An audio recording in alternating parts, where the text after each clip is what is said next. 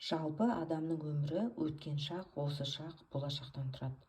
Өткен шақта, мысалы, сіздің өміріңізде өзіңізге ұнамайтын, қайғылы бір ұнамсыз жағдайлар көп болса, сіз оны ойлай берсеңіз, стресске түсесіз.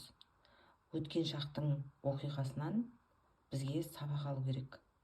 Ал енді болашақты уайымдай берсеңіз, балам не болады, менің жағдайым не болады, үй алам ба жоқ па, көлік алам ба жоқ па, енді не болады деп болашақты уайымдай берсеңіз, онда тағы да стресс, депрессияға түсуіңіз мүмкін.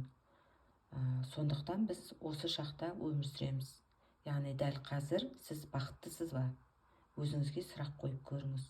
Егер дәл қазір сіз бақытты болмасаңыз, бақытты болу үшін не істей аласыз? Қолыңыздан не келеді?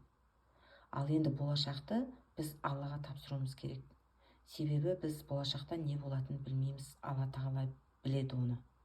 Сондықтан болашақты Аллаға тапсырамыз, өткен шақтан сабақ аламыз да осы шақпен өмір сүреміз.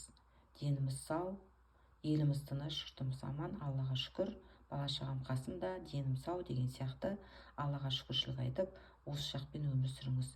Дәл осы шақта бақытты болып үйреніңіз.